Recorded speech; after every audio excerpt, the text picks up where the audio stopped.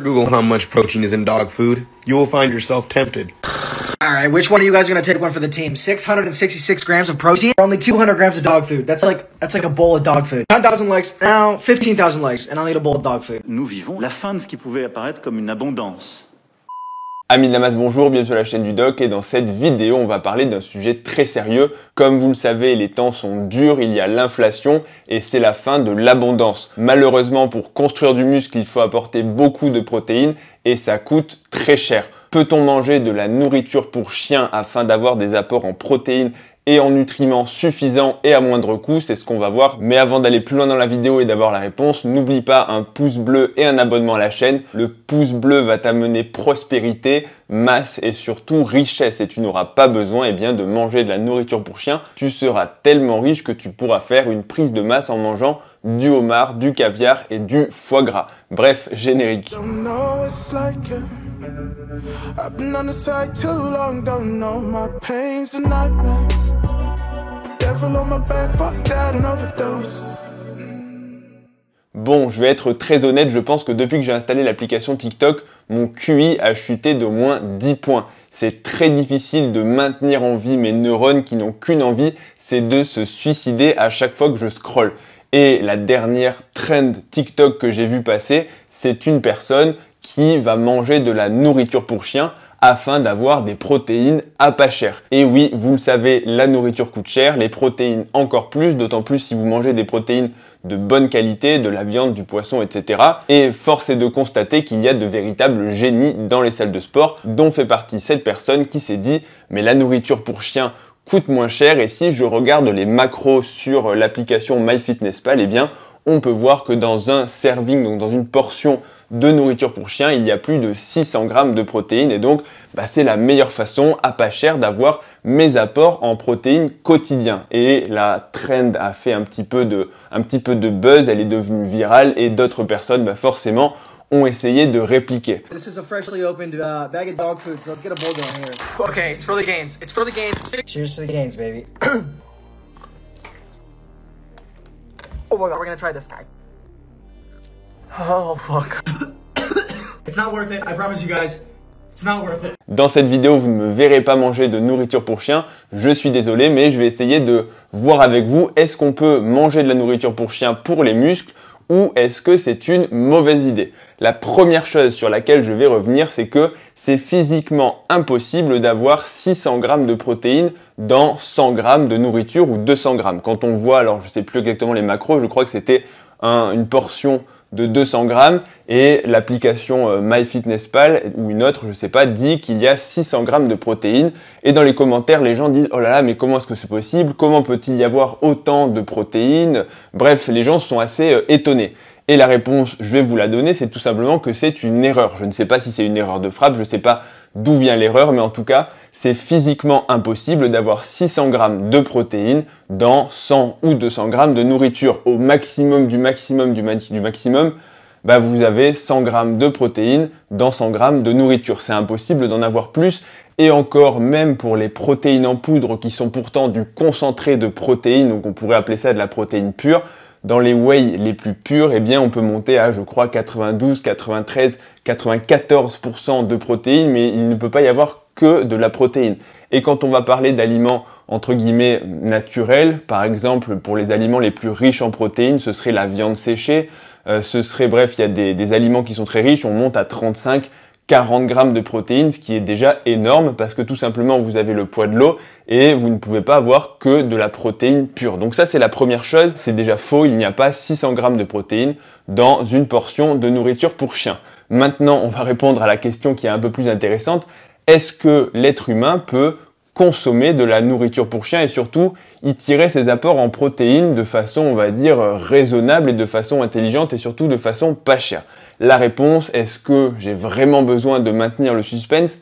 La réponse, c'est non. Mais pourtant, c'est vrai qu'on pourrait se dire, pourquoi l'idée est-elle mauvaise? L'idée est mauvaise pour deux raisons principales. Peut-être trois, ça dépend un petit peu comment je vais structurer la vidéo, mais je vais essayer de faire relativement simple. La première raison, je pense qu'il ne faut pas être, entre guillemets, un génie pour se dire que quand de la nourriture est vraiment pas chère, eh bien, c'est qu'il y a une raison. Vous vous doutez bien, que quand sur le paquet de croquettes pour chiens ou de pâté pour chiens, ils vous disent que c'est de la viande, c'est de l'animal. C'est vrai, il s'agit effectivement de produits animaux, mais ce ne va pas être des produits de choix, ça ne va pas être du muscle et ça va être tout un tas de ce qu'on appelle les byproducts, c'est-à-dire en gros les déchets animaliers. Donc oui, ça provient de l'animal, oui, ça a des protéines, mais vous, dans votre tête, vous vous imaginez du muscle, alors qu'en réalité, il va s'agir d'intestin, de cartilage, de broyures, bref, de tout un tas de produits qui ne peuvent pas être vendus pour l'être humain, enfin en tout cas pas pour la consommation, on va dire, en tant que viande ou en tant que nourriture, et donc ça va partir aux animaux, ça va être broyé, ça va être utilisé, bref, comme composant de divers aliments. Alors, je vais quand même faire une petite parenthèse. Bien sûr que dans la nourriture pour chien, il y a différentes qualités, et quand on regarde un petit peu, on se rend compte qu'il y a le premier prix, et il y a de la nourriture pour chien qui est beaucoup plus chère que celle pour l'homme, c'est le Human Grade Animal Food. En gros, c'est la nourriture pour chien qui est de qualité humaine, et donc auquel cas, bien sûr que ce sera la même chose que pour l'homme, par définition. C'est justement la promesse de vente de ces marques qui vendent la nourriture très chère. Mais là, on va parler bien évidemment des produits premier prix ou des produits classiques pour les animaux qui coûtent moins cher que les humains. Donc ce sont des déchets animaux, ce sont des produits qui donc ne vont pas avoir les mêmes normes de sécurité. Par exemple, quand on regarde un petit peu sur Internet, on peut se rendre compte que dans cette nourriture pour animaux, on peut retrouver donc des détritus, des plumes, des poils, on peut retrouver de la carcasse entre guillemets, bref, tout un tas de produits impropres. Donc ça, c'est la première chose. Et on pourrait se dire que, après tout, pourquoi ne pas consommer des broyures d'os, des broyures de cartilage, des plumes, des poils d'animaux? Cela peut présenter déjà un risque sanitaire, notamment un risque comme la maladie de la vache folle. On ne sait pas très bien quelle est la source. Alors tant que c'est pour des animaux, ce n'est pas très grave. Pour des humains, c'est déjà plus problématique.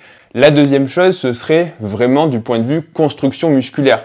On le sait, toutes les protéines ne sont pas égales et ça va dépendre de ce qu'on appelle l'aminogramme, c'est-à-dire la teneur en différents acides aminés, et notamment certains acides aminés vont être plus anaboliques que d'autres. Ce sont notamment les acides aminés essentiels, mais parmi ceux-là, les fameux BCAA. Et si vous prenez des produits qui vont provenir de cartilage, d'intestin, de boyaux, donc tout ce qui va s'éloigner du muscle, cette nourriture, ces protéines ne seront pas aussi anaboliques que de la viande de bonne qualité. Donc ça, c'est vraiment la première chose.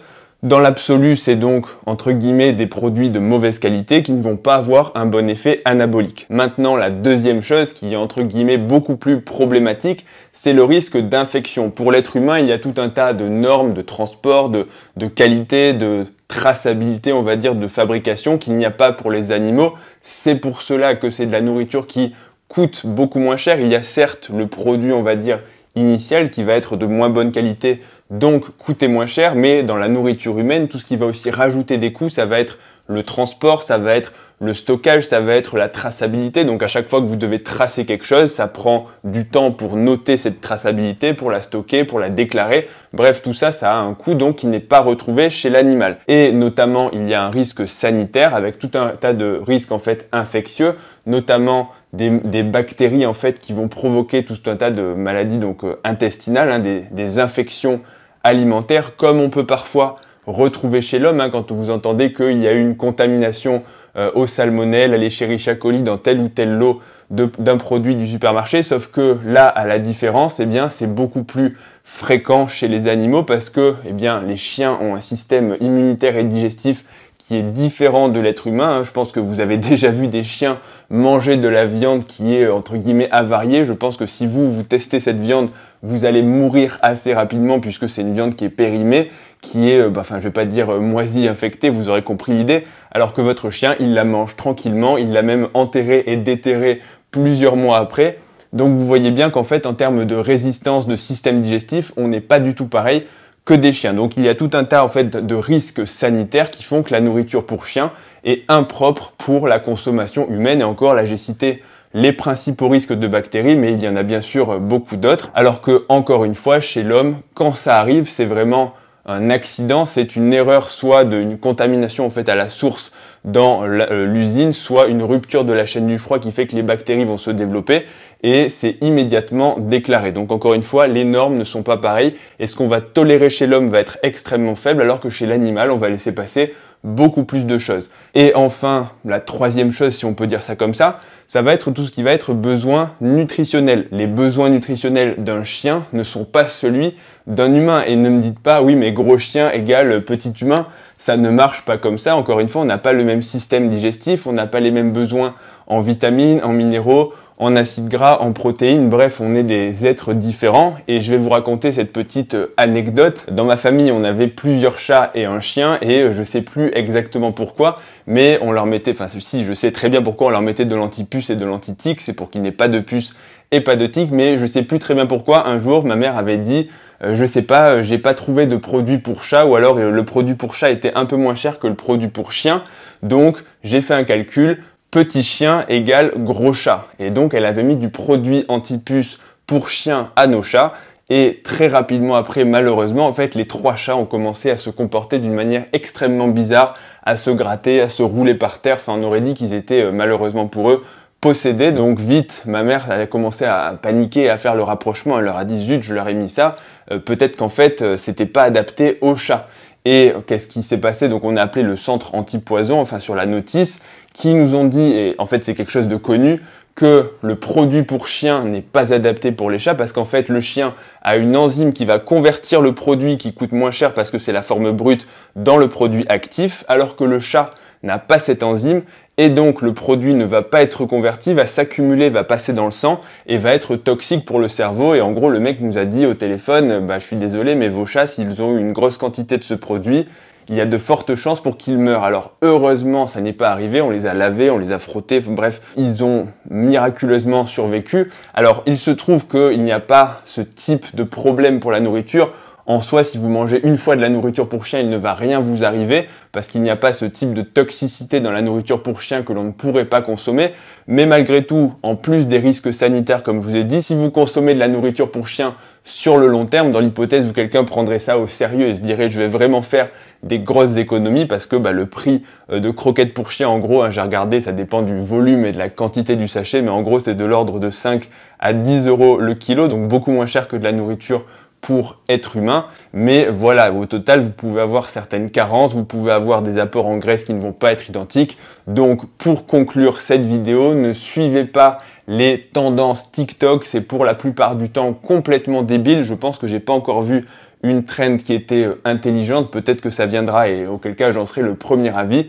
Mais voilà, la nourriture pour chien, ce n'est clairement pas la bonne idée pour construire du muscle et dans le pire des cas, ça peut même être dangereux pour vous. Donc voilà pour cette petite vidéo réaction à ce concept totalement débile. Ne le faites pas, j'espère que j'aurai au moins sauvé quelques personnes qui regarderaient cette vidéo devant leur repas de croquettes pour chiens et qui vont se dire en fait je vais peut-être pas la finir. Donc voilà pour cette vidéo, comme je vous l'ai dit. N'oubliez pas un pouce bleu, un abonnement à la chaîne, ça soutient si vous avez aimé bien sûr la vidéo. Retrouvez-moi aussi sur TikTok et sur Instagram pour du contenu un peu plus intelligent que ce qui se fait d'habitude sur toutes ces vidéos débiles, ledoc.pm. Et je vous dis à bientôt pour la prochaine vidéo puisque dans la prochaine vidéo, on analysera les apports nutritionnels de la nourriture pour chat. Est-ce que c'est bon pour le muscle? Cat food is even higher protein. It says 100 grams of cat food is 69,000 grams of protein and 36 calories. Ok, bon je rigole, le chat et le chien c'est exactement la même chose, ne le faites pas. Oh no.